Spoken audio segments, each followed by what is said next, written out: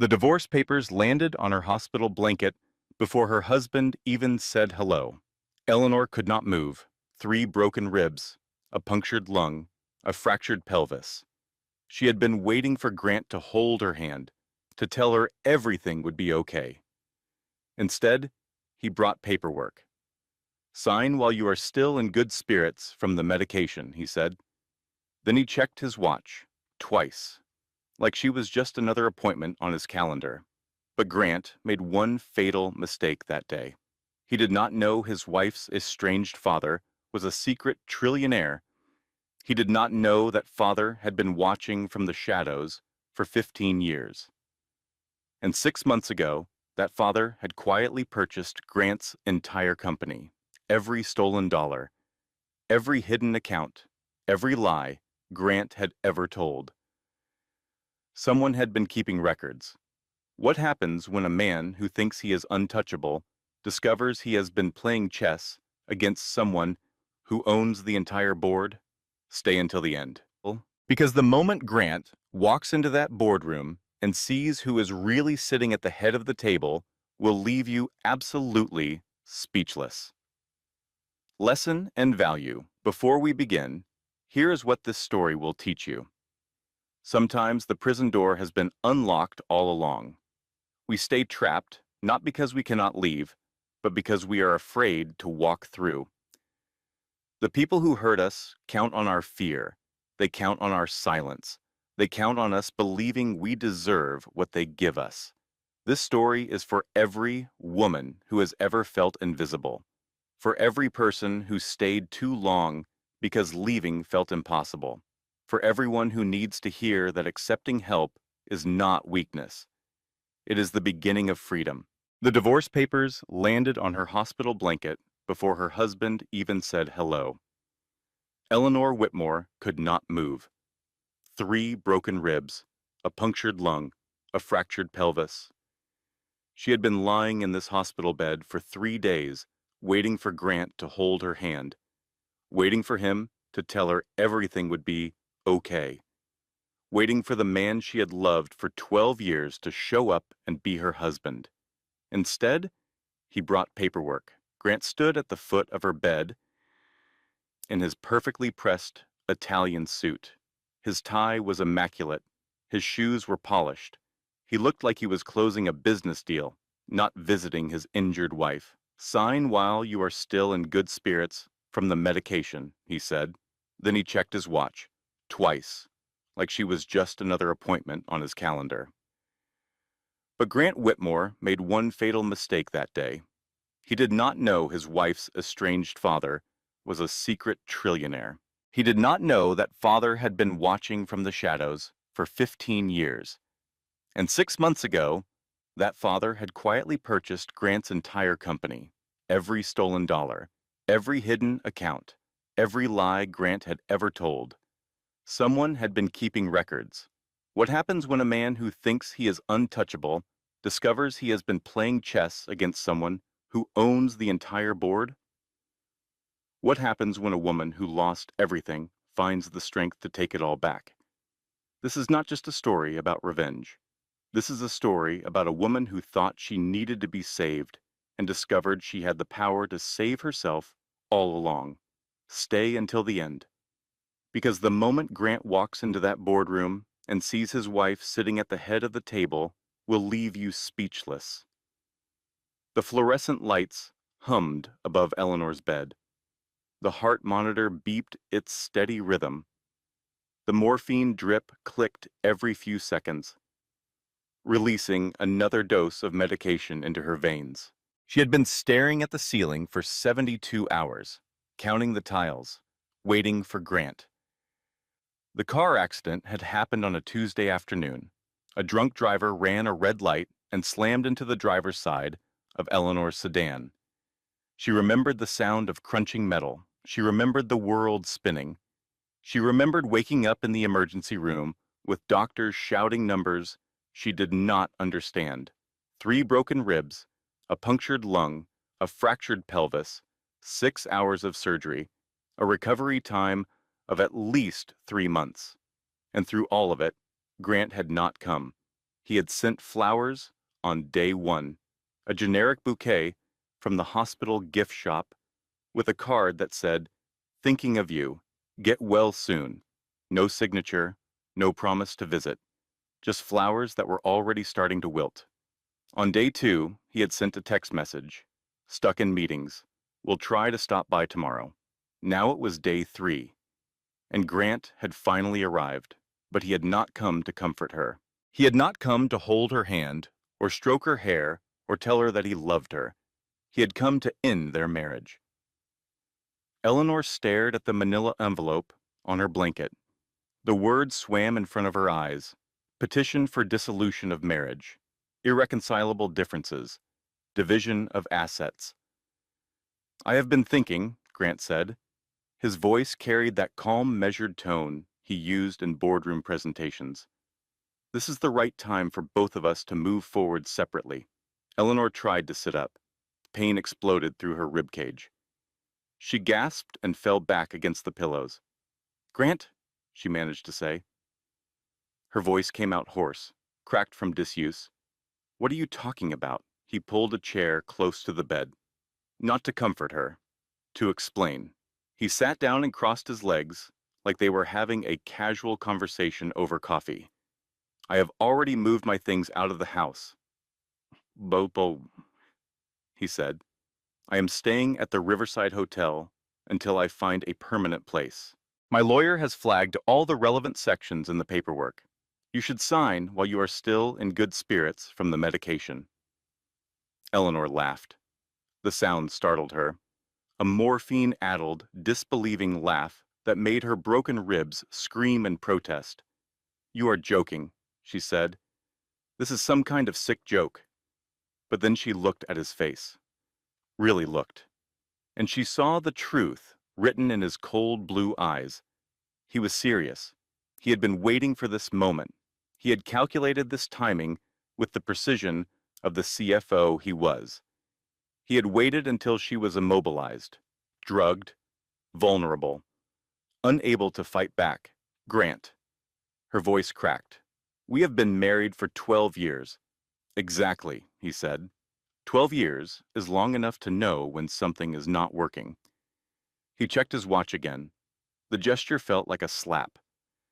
"I will give you time to read through everything," he continued. "My lawyer needs the signed papers by Friday. That gives you 3 days. I think that is more than fair." Fair? He thought abandoning his injured wife and demanding a divorce, while she could not even walk to the bathroom, was fair. Grant stood up. He brushed invisible lint from his perfectly pressed pants. He straightened his tie. He looked at her one more time with those cold eyes that used to look at her with love. Or at least, she had thought it was love. "I will be in touch," he said. And then he walked out. The door clicked shut behind him. The sound echoed in the sterile room like a gunshot. Eleanor stared at the manila envelope. She stared at the wilting flowers. She stared at the ceiling tiles she had memorized over the past 72 hours. She did not cry. The shock was too complete for tears. Her phone buzzed on the bedside table. She reached for it slowly, every movement sending pain radiating through her broken body. The screen showed an unknown number, the same number that had called 6 times this week. She had ignored it every time, assuming it was spam. This time there was a voicemail. The transcription appeared on her screen. "Eleanor, this is urgent. I know what your husband is planning. I know because I am the one who—" The message cut off. Eleanor stared at the screen. Her heart rate increased. The monitor beeped faster. A nurse appeared in the doorway. "Mrs. Whitmore, is everything all right? Your readings just spiked." "I am fine," Eleanor said.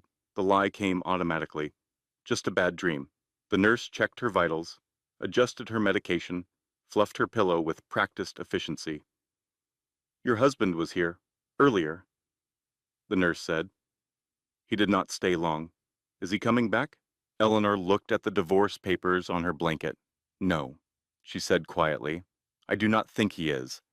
When the nurse left, the room fell silent again. Eleanor picked up the envelope with trembling fingers. She pulled out the stack of papers, page after page of legal language, terms and conditions for ending a life together. She found the page with the sticky note arrow. "Sign here," Grant had written in his neat handwriting. As if this was just another contract, just another deal to close. Eleanor thought about their wedding day, Grant's vows, in sickness and in health, for richer or for poorer, until death do us part. Apparently, sickness changed the terms of the agreement. The unknown number called again. Eleanor watched the phone ring 3 times, 4 times, 5 times. Then it went to voicemail. Who was calling? What did they know about Grant's plans? And how could they possibly know anything about her marriage falling apart? She did not have answers. She only had questions.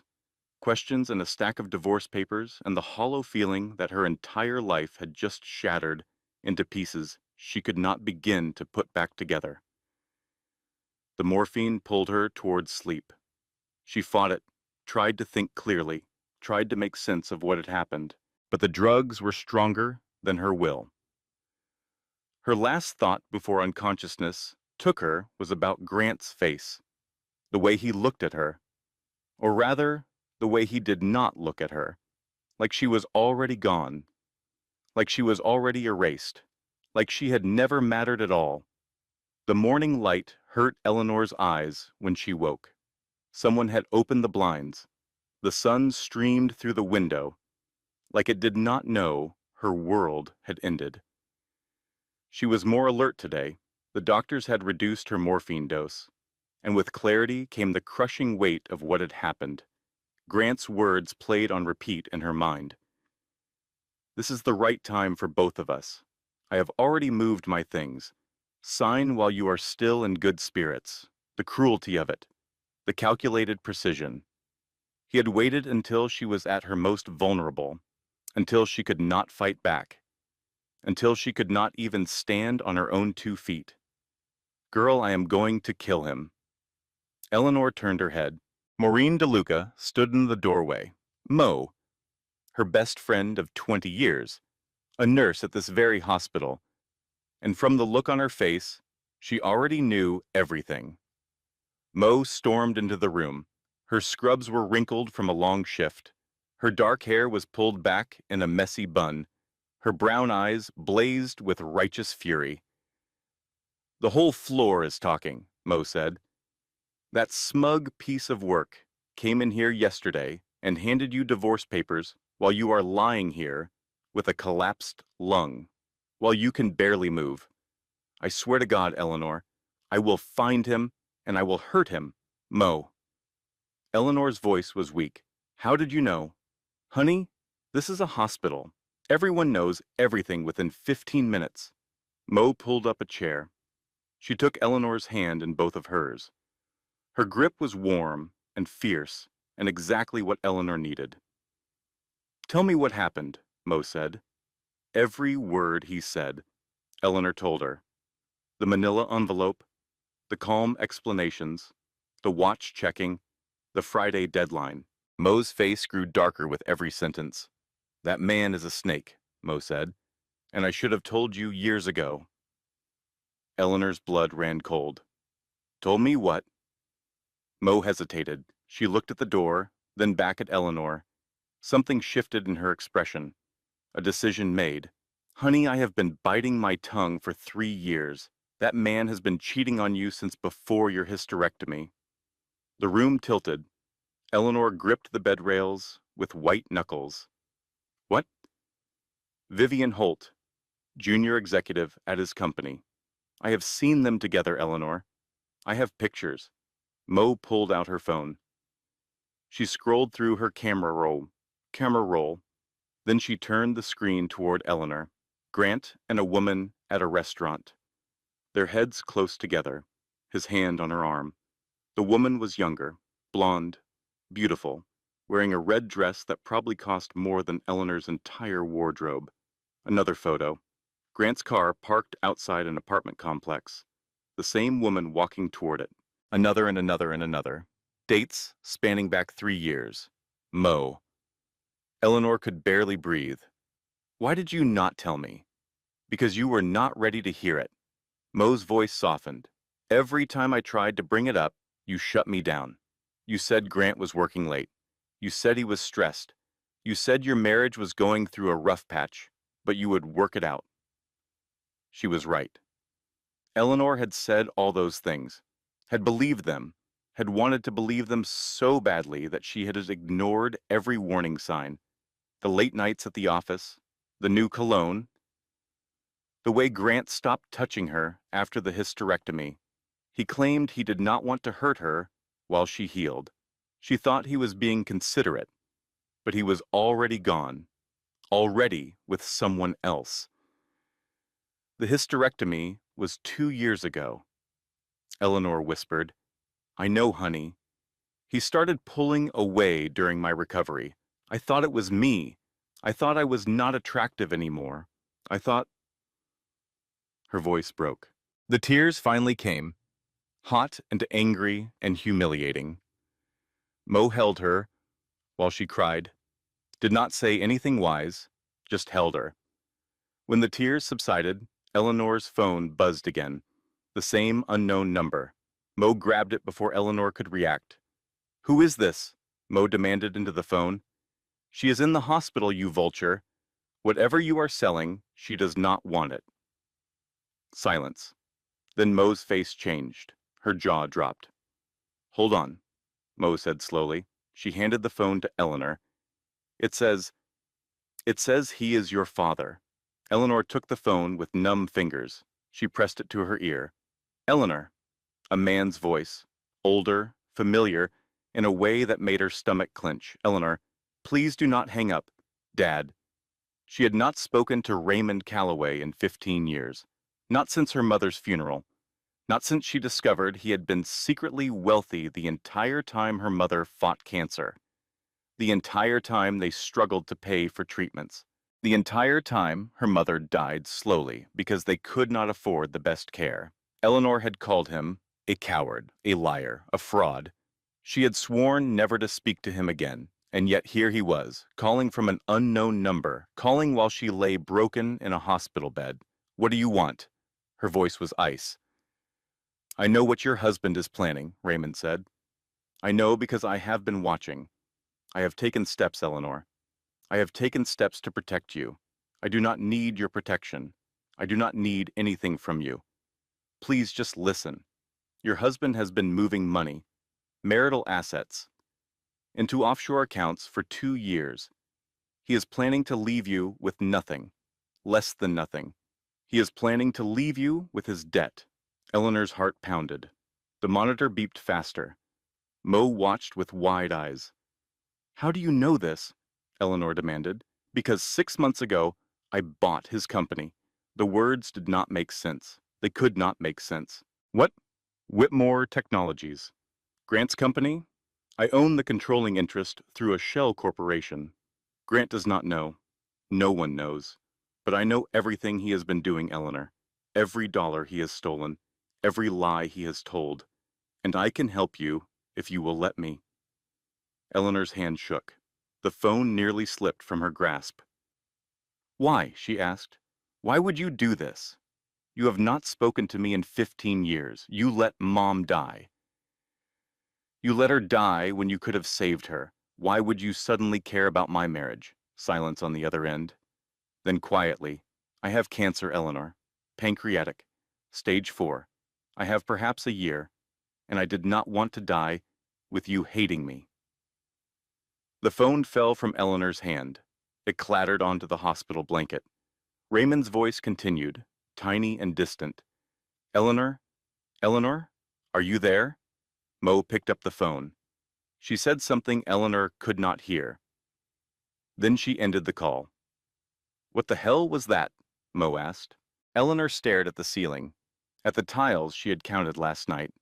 Her cheating husband wanted a divorce. Her dying father wanted forgiveness, and she was trapped in a hospital bed, unable to run from either of them. I do not know, she whispered. I do not know anything anymore. The next morning, A man Eleanor did not recognize walked into her hospital room. He wore an expensive gray suit. He carried a leather briefcase, and he introduced himself as Dennis Oakley, attorney at law.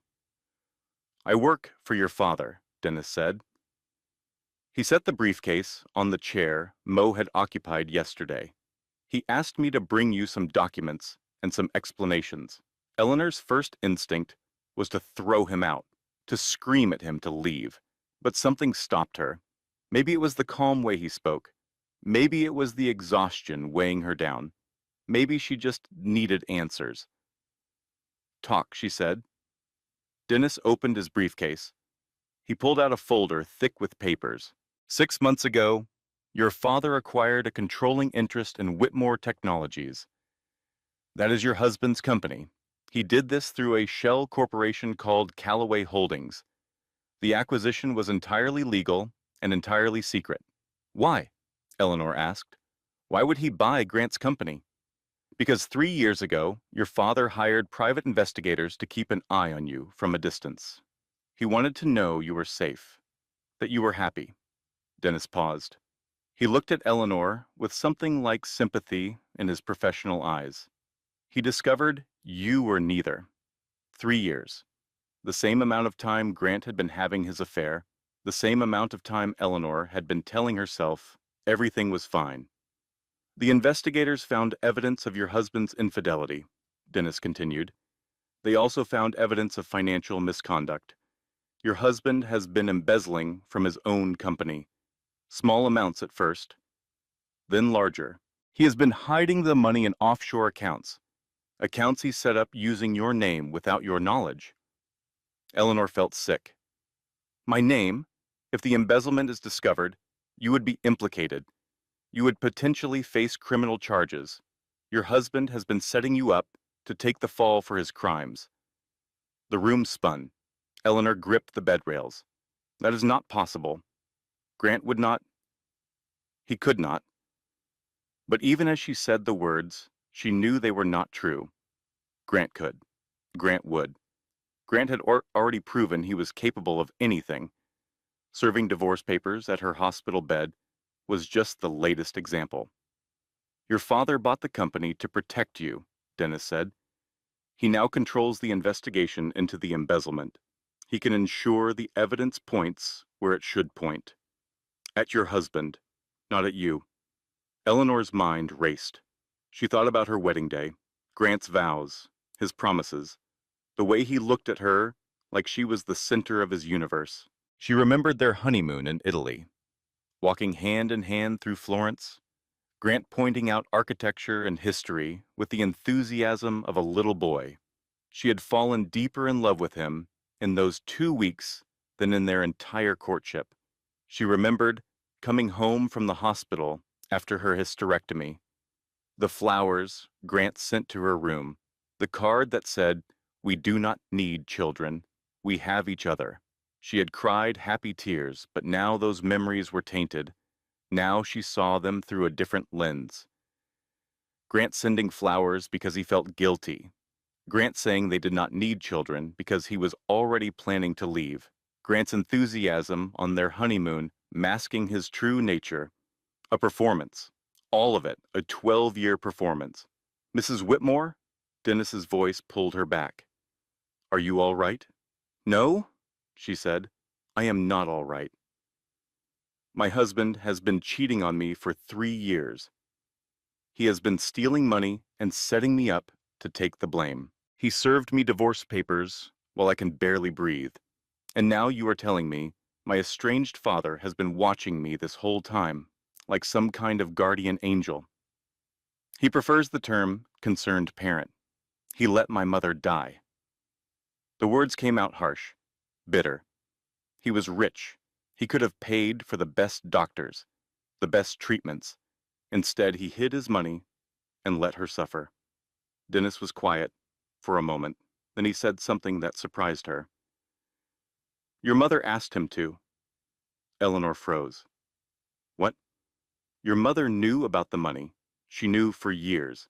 She made your father promise not to use it on her medical care. She wanted him to save it for you, for your future. That is a lie. It is not. I was there when she made him promise. I have been your father's attorney for 30 years. I watched him tear himself apart honoring her wishes, and I watched him tear himself apart again when you cut him out of your life. Eleanor could not breathe. The monitors beeped faster. A nurse appeared in the doorway. Is everything okay in here? The nurse asked. Your readings just spiked. Fine, Eleanor managed. We are fine. The nurse hesitated, then left. Dennis watched Eleanor with careful eyes. I am not here to ask you to forgive your father, he said. I am here to tell you the truth and to offer you a choice. You can sign your husband's divorce papers and walk away, accept whatever scraps he decides to give you. Or you can fight, with your father's resources behind you. I do not want his resources. I do not want his help. Then what do you want? The question hung in the air. What did she want? She did not know anymore. She had wanted a happy marriage. She had wanted to grow old with Grant. She had wanted children before the doctors took that possibility away. None of those things existed anymore. They had never existed. They were illusions built on Grant's lies. Dennis stood up. He placed a flash drive on her bedside table. This contains everything, he said. Bank records, emails, wire transfers, proof of every dollar your husband has stolen, every account he has hidden, every lie he has told his board of directors. He handed her a business card. Call me when you decide what you want to do. Your father is prepared to help you, but only if you want his help. The choice is entirely yours. He left the room. The door clicked shut behind him. Eleanor stared at the flash drive. Such a small thing. Such enormous implications. She picked up her phone. She scrolled through 3 years of photos, looking for the truth she had refused to see. There. A company Christmas party. Grant in the background, turned slightly away from the camera. A blonde woman at his elbow. Vivian Holt. There. A weekend trip to Napa Valley. Grant checking his phone while Eleanor posed with a wine glass. His expression distant, his mind somewhere else. There. Their anniversary dinner last year. Grant's smile that did not reach his eyes. Eleanor beaming at the camera. Oblivious. She scrolled and scrolled. The evidence was everywhere.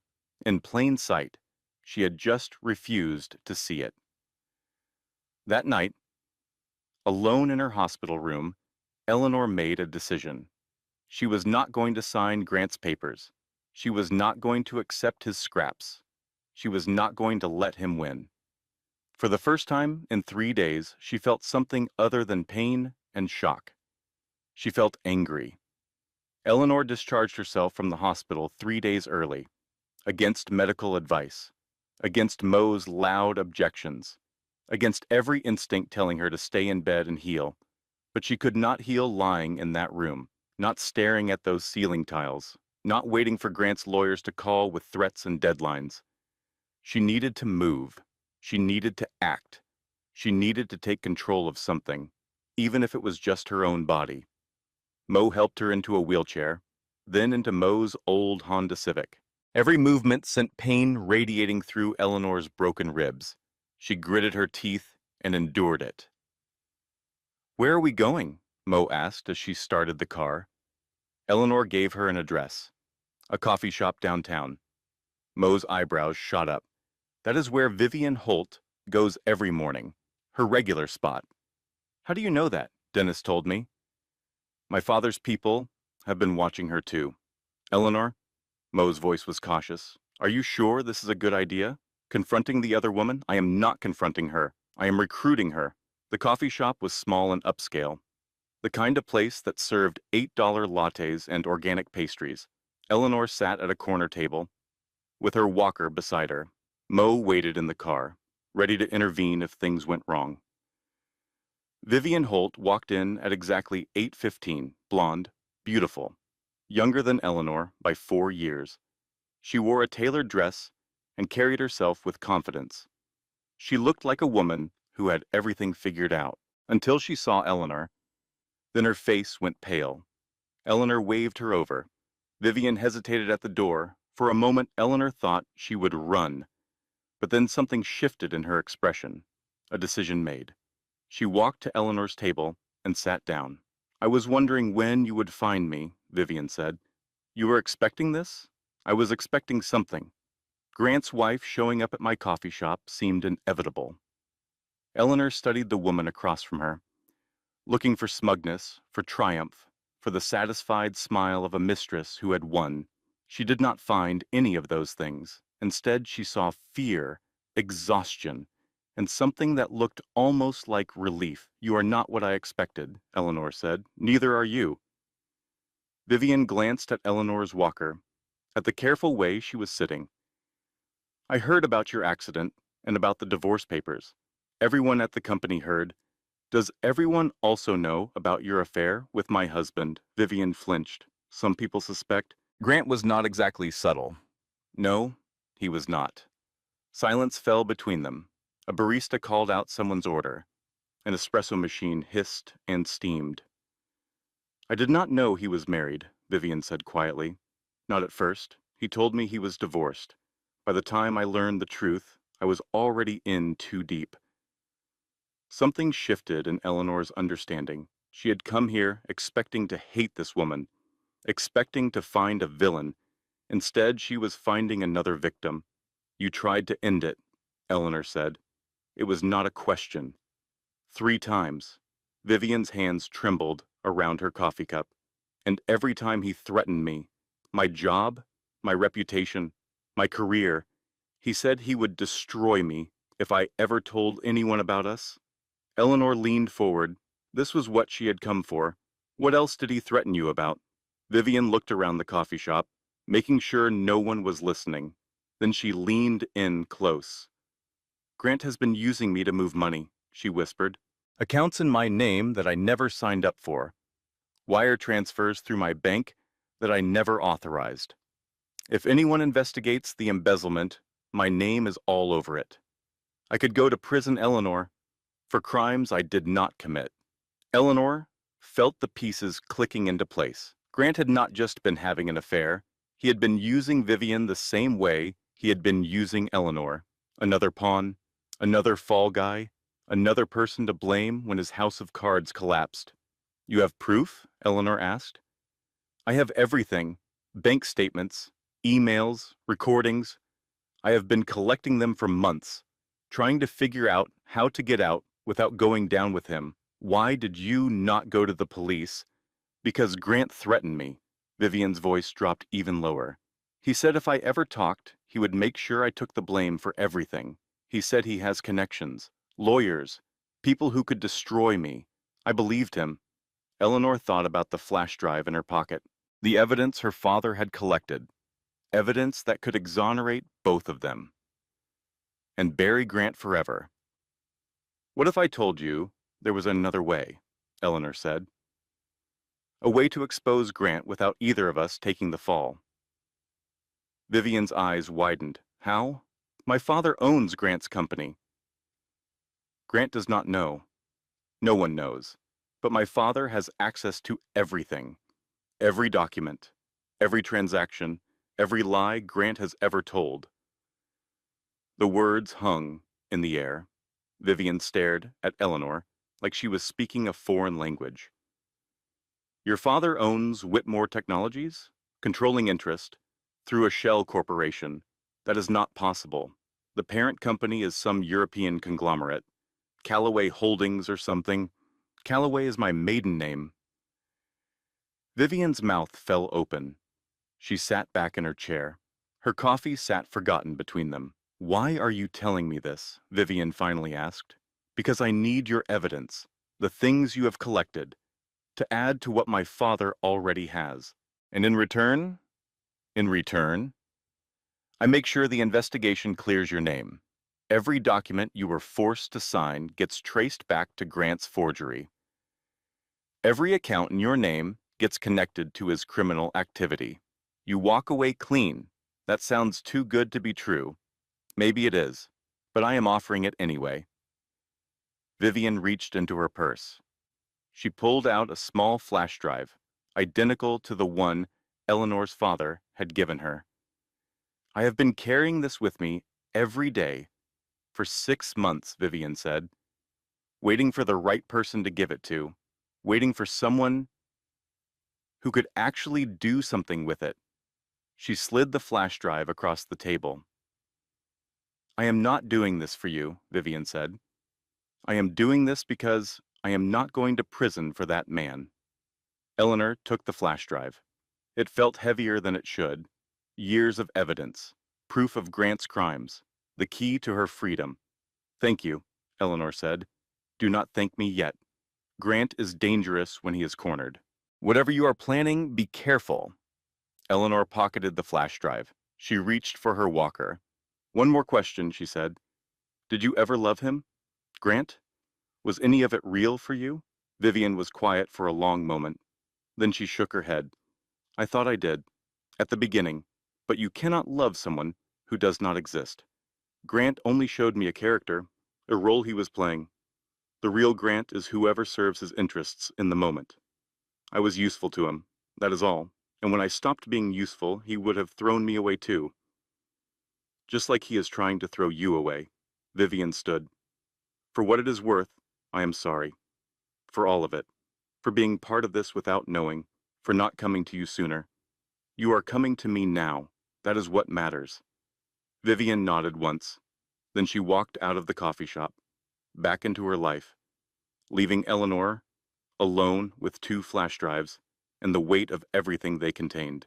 Raymond Calloway's estate sat on 50 acres of rolling hills outside the city. Eleanor had never seen it before.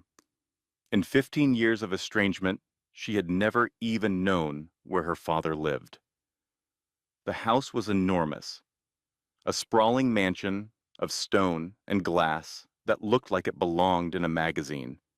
But the grounds were peaceful. Gardens everywhere, a small lake, an orchard heavy with apple.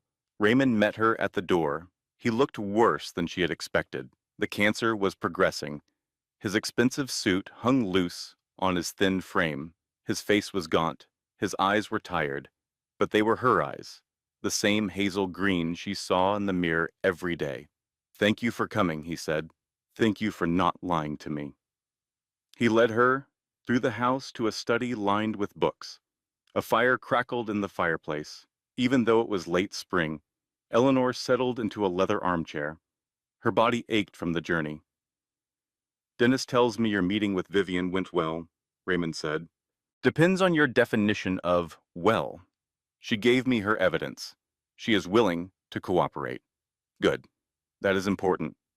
Eleanor studied her father's face, looking for the villain she had created in her mind 15 years ago, looking for the man who let her mother die.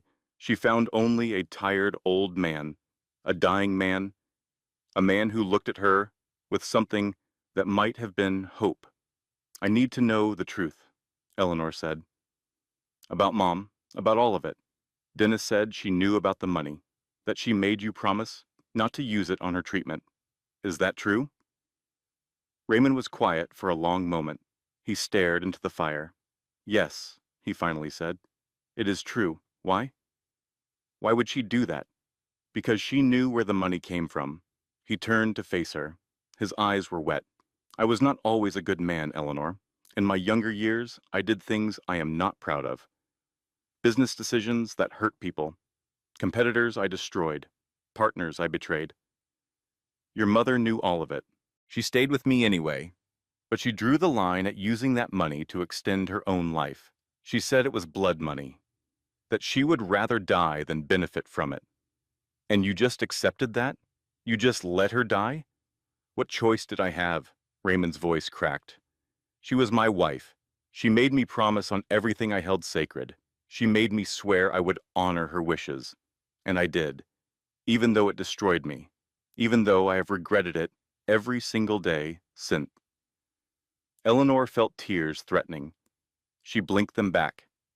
If you want to hate me, you have every right, Raymond continued. I hate myself. I have hated myself for 15 years, but your mother wanted something else from me. She wanted me to watch over you, to protect you from a distance, to only intervene if you truly needed help.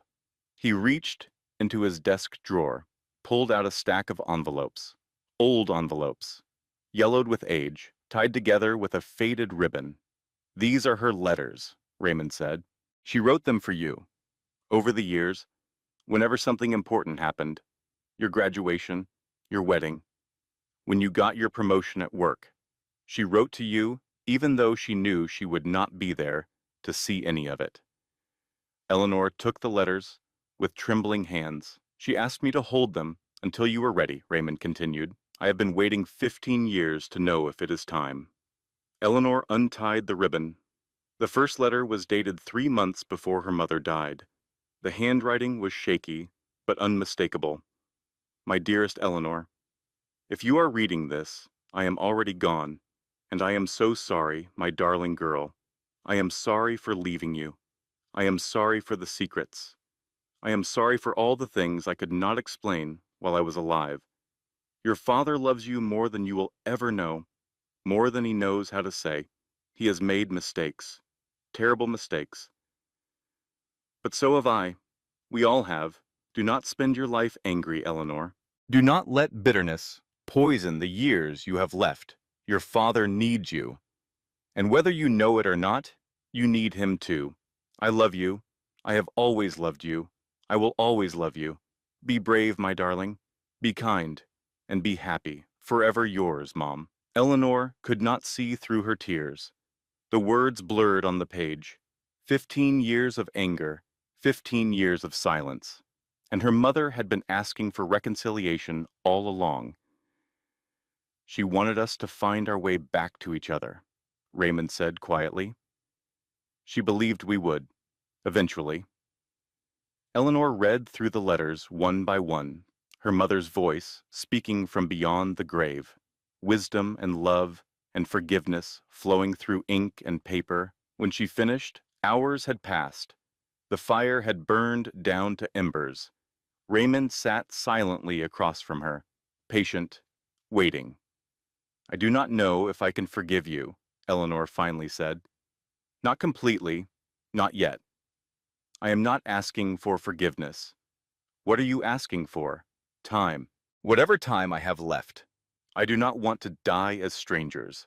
Eleanor looked at her dying father, at the man she had hated for 15 years, at the man who had been watching over her all along. I do not want that either, she said. She did not hug him. They were not there yet. But she reached out and took his hand. His grip was weak, fragile, the grip of a man who knew his days were numbered. What do you want to do about Grant? Raymond asked. I want justice, Eleanor said, for both of us, for Vivian, for everyone he has hurt. And if he will not give you justice willingly, then we take it from him. Raymond smiled. It was a sad smile, but there was pride in it too. Your mother would be proud of you, he said. I hope so. Eleanor squeezed his hand. I really hope so. 2 weeks later, Eleanor met Grant for dinner. His choice of restaurant, his choice of time. He thought he was in control. He was not. Eleanor arrived first. She had chosen her outfit carefully. A navy blue dress that made her look confident. Her mother's pearl earrings. Heels that hurt her still healing pelvis. Every piece selected as armor for the battle ahead. She could walk now without the walker. Slowly, painfully, but on her own 2 feet. That mattered. Grant walked in at 7 sharp. He wore his charming smile like a mask. He kissed her cheek like they were old friends catching up. He ordered a bottle of wine without asking what she wanted. He always did that. You look good, Grant said. Much better than when I saw you at the hospital. Thank you. I am healing. I am glad you wanted to meet. I think we should handle this like adults. No drama, no lawyers drawing things out, a clean break. Eleanor sipped her wine. It was a good vintage. Grant always had excellent taste in wine, terrible taste in morality, but excellent taste in wine. I have had my lawyer draw up a revised settlement offer, Grant continued, more generous than the original. I think you will find it fair. How generous? The house. Your car. Enough to cover your medical expenses. It is more than reasonable, Eleanor. More than reasonable. He was offering her crumbs from a table he had been secretly clearing for years. Offshore accounts, hidden assets, stolen money. And he thought she would be grateful for his generosity. I have been thinking about our marriage, Eleanor said. All 12 years of it. I have been thinking about when you changed. Was it gradual, or was there a moment? I am curious. Grant's smile flickered. This was not the script he had prepared. What do you mean? I mean, when did you decide I was not enough? When did you start planning your exit strategy? When did you start sleeping with Vivian? His face went pale. Just for a second, then the mask slid back into place. Eleanor, I do not know what you have heard, but I have heard everything, Grant. I have seen everything. Photos of you and Vivian. Bank statements from accounts I never knew existed. Emails between you and your lawyer planning how to leave me with nothing. That is not. I have also had some interesting conversations with my father lately. You remember Raymond? You met him at our wedding. He has been so interested in your career recently, especially your work at Whitmore Technologies. Grant set down his wineglass. His hand was shaking. Your father? You have not spoken to him in years. We are reconnecting. He has been very helpful, very informative. Eleanor leaned forward, watching his face, savoring the moment. Did you know he has been tracking your offshore accounts? Every wire transfer, every fake invoice, every dollar you have stolen from your own company. The color drained from Grant's face completely. For the first time since she had known him, he looked genuinely afraid. Eleanor. His voice was tight. Whatever you think you know, I know you have been embezzling for 3 years. I know you have been using my name on fraudulent accounts. I know you plan to leave me holding the bag while you ran off with your mistress and your stolen money. That is absurd. You cannot prove any of that. Actually, I can. Vivian was very cooperative. She had quite a collection of evidence. It matches perfectly with what my father's investigators found. Grant's jaw clenched. His charming mask crumbled completely. What do you want? He asked. I want a fair divorce settlement, an accurate accounting of our marital assets, half of everything, including the money you hid. And if I refuse? Eleanor smiled. It was not a nice smile. Then my father turns over his evidence to the FBI, and you spend the next 10 to 15 years in federal prison. Your choice, Grant. She stood up. Every movement sent pain through her healing bones, but she did not let it show. She picked up her purse. She left a $20 bill on the table for the wine. I will be in touch, she said. Oh, and Grant, your deadline is Friday. I think that is more than fair. She walked out of the restaurant. Behind her, she heard Grant calling her name, demanding she come back, threatening, pleading. She did not look back. Mo was waiting in the parking lot. She took one look at Eleanor's face and grinned. How did it go? I made him sweat. Good. He deserves to sweat. He deserves a lot worse than sweating. Eleanor climbed into the car. The adrenaline was wearing off. Her hands started to shake. I cannot believe I did that, she said. I cannot believe I just threatened my husband with federal prison. Ex-husband. Soon-to-be ex-husband. Right. Soon-to-be ex-husband. Eleanor laughed. The sound surprised her. It felt good. Mo started the car. Where to now? My father's estate. We have work to do. Grant did not go quietly. 3 days after the restaurant confrontation, Eleanor received a certified letter from his lawyers. Not a settlement offer. A threat. Grant was claiming she had been involved in the embezzlement, that the offshore accounts were her idea, that she had manipulated him into the scheme and was now trying to frame him to cover her own guilt. He was also suing for sole ownership of the house, full custody of their assets, and reimbursement for the emotional distress her false accusations had caused him. Eleanor read the letter 3 times. Each time her blood ran colder. "He is doubling down," she said to Dennis. "He is actually trying to make me the villain." "That was always his plan," Dennis replied. "If he could not escape the investigation, he would drag you down with him. The question is whether anyone will believe him. Will they?" Dennis shook his head. "Not with the evidence we have, but he does not know that yet. He thinks you are bluffing. He thinks your father's involvement is a lie. So what do?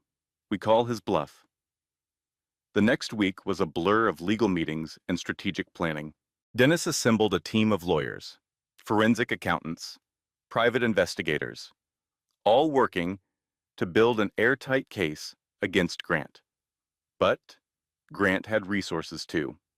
Connections, friends in high places. He started a whisper campaign against Eleanor, telling colleagues she was mentally unstable, that the accident had affected her brain, that she was making up wild accusations because she could not accept the divorce. Some people believed him. Eleanor started getting looks at the grocery store. Former friends stopped returning her calls. Someone left a note on her car that said, "Gold digger." The cruelest part was that Grant had convinced his own sister. Charlotte Whitmore called Eleanor one night, screaming, accusing her of trying to destroy their family. "How can you do this to him?" Charlotte demanded. "He gave you everything. He loved you. And this is how you repay him?" "Charlotte," Eleanor said as calmly as she could, "your brother has been cheating on me for 3 years. He has been stealing money from his own company. He served me divorce papers while I was in a hospital bed. Lies. All lies. Grant told me you would say this. He told me you have been planning this for months, that you trapped him into this marriage, that you have been manipulating everyone around you." The line went dead. Eleanor sat in the dark for a long time that night, wondering if she was doing the right thing, wondering if the truth even mattered when lies were so much easier to believe. Mo found her at 2 in the morning, sitting in the bathtub, fully clothed, the water running cold around her. "Oh, honey." Mo pulled her out of the tub, wrapped her in towels, made her drink hot tea. "What happened?" "Everyone believes him," Eleanor said through chattering teeth. "Everyone thinks I am the crazy one, the gold digger, the manipulator. Not everyone. Enough people. Enough to make me doubt myself." Mo sat down beside her, took her hand. "Here's the thing about abusers," Mo said quietly. "They are charming. That is how they get away with it for so long.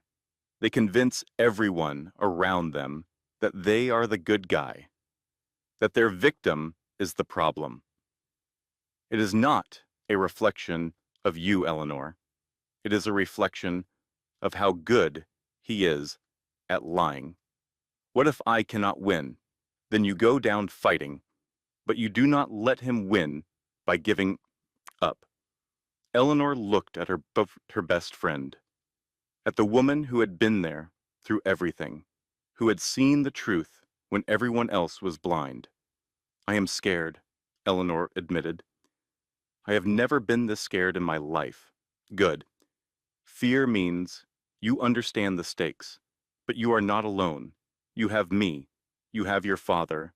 You have the truth, and the truth matters, Eleanor, even when it feels like it does not."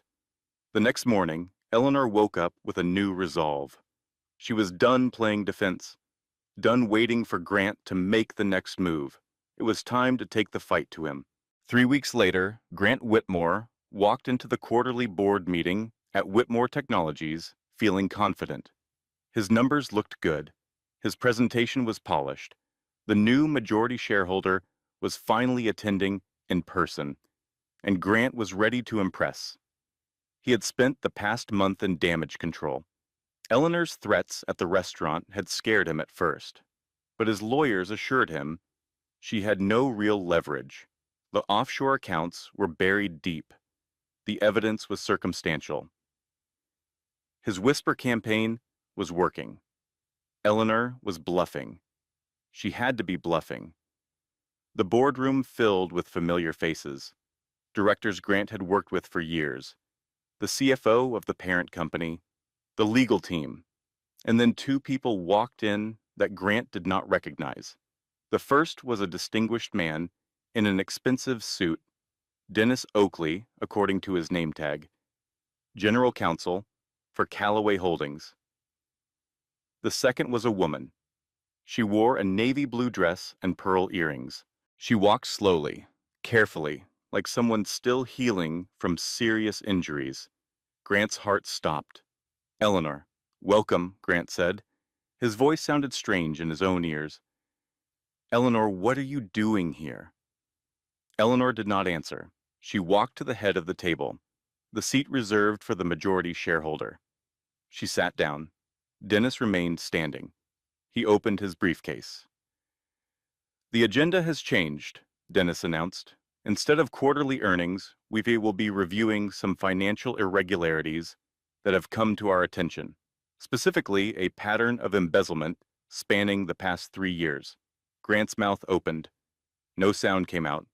"We have bank records," Dennis continued, "wire transfer confirmations, falsified invoices, internal memos, all pointing to systematic theft of company funds." He slid a document across the table. Grant's signature at the bottom. "Authorization for a transfer to an offshore account."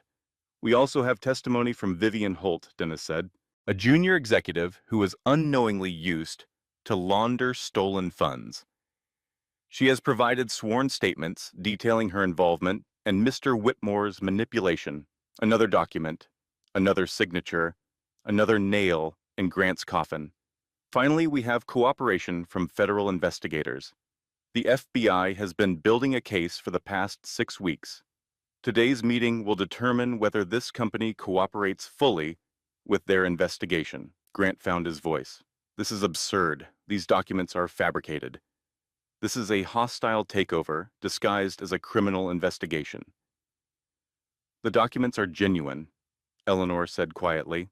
"Every word, every signature, every dollar. I have forensic accountants who can verify every transaction. I have digital experts who can trace every wire transfer." She stood up, walked slowly to where Grant sat, looked down at him with eyes that held no pity, no fear, only truth. "And I have 12 years of marriage that taught me exactly who you are." "The board will vote on immediate suspension of Mr. Whitmore's duties," Dennis announced. "All in favor?" Every hand in the room went up. Every director Grant had schmoozed and manipulated over the years. Every person he thought was loyal to him. "The board will vote on full cooperation with federal investigators." All in favor? Every hand again. "The board will vote to terminate Mr. Whitmore's employment for cause effective immediately." All in favor? Unanimous. Grant slammed his hands on the table. "You cannot do this. I built this company. I made you people millions. You owe me. We owe you nothing." One of the directors spoke, a woman Grant had dismissed as a figurehead for years. "You stole from this company. You lied to this board. You forged documents and manipulated employees. You are lucky we are only firing you and not pressing charges directly. We will leave the charges to the professionals," Eleanor said. "The FBI has expressed great interest in your creative accounting." Security guards appeared at the door. Grant looked around the room one last time, searching for an ally, a friend, anyone who might help him. He found no one. They escorted him from the building. He carried a cardboard box of personal items, his nameplate, his diplomas, a photo from his wedding that he left in the parking lot. Eleanor watched from the window of the boardroom. Mo stood beside her. "How do you feel?" Mo asked. "I do not know," Eleanor said honestly. "I thought I would feel satisfied, triumphant. I just feel tired." "That is okay." Mo put an arm around her. "You just ended a war. You are allowed to be tired." Eleanor watched Grant's car pull out of the parking lot, watched him drive away from the life he had destroyed through his own greed and cruelty. It was over, almost. The divorce was finalized 6 months later. Grant had pleaded guilty to reduced charges. His lawyers negotiated a deal. 18 months in minimum security, a fine he would struggle to pay. The permanent end of his career in finance. Eleanor did not attend the sentencing. She did not need to see him in handcuffs. She did not need closure that came from watching him suffer. She needed peace, and peace would not be found in a courtroom. The settlement gave her half of the legitimate marital assets, the house, her car, enough money to start over. The stolen funds were recovered and returned to the company. Vivian Holt's name was cleared completely. She moved to Seattle afterward, started over in a different industry. Charlotte Whitmore reached out 2 months after the trial, a tearful voicemail apologizing for everything she had said, begging for forgiveness. Eleanor called her back. They met for coffee. It was awkward at first, painful, but Charlotte was genuinely sorry. She had not known the truth about her brother. She had believed his lies the way everyone believed his lies. They became friends, unlikely friends. But sometimes the people who understood you best were the ones who shared the perpetrator. Raymond's cancer continued to advance, but the relationship between father and daughter continued to grow. Eleanor visited every Sunday. They sat in his study, read her mother's letters together, talked about the past and the future and everything in between. "I have been thinking about what I want to do next," Eleanor told him during one of their Sunday visits. "With my life, I mean. And what have you decided?" "I am going back to work. My old job. They have offered me a promotion, actually." Raymond raised an eyebrow. "Not interested in taking over my empire?" Eleanor laughed. "Not even a little bit. I am not a business mogul. I am a marketing director who is good at her job and likes her coworkers and wants to go home at 5 to walk her dog." "You have a dog?" "I am getting one. A rescue. I have already found him at the shelter. His name is Biscuit." Raymond smiled, a real smile that reached his tired eyes. "Your mother would approve. She always wanted you to have a dog." "I know. She mentioned it in one of her letters." They sat in comfortable silence, the kind of silence that did not need to be filled, the kind that came from understanding. "I am proud of you," Raymond said. "Not because of Grant, not because of any of this. I am proud of who you have become." Eleanor felt tears threaten. She blinked them back. "I am trying," she said. "Every day I am trying to figure out who I am, without being someone's wife, someone's disappointment, someone's victim. You were never any of those things. Not really. You were always Eleanor. You just forgot for a while." She reached over and took his hand. His grip was weaker than it had been 3 months ago.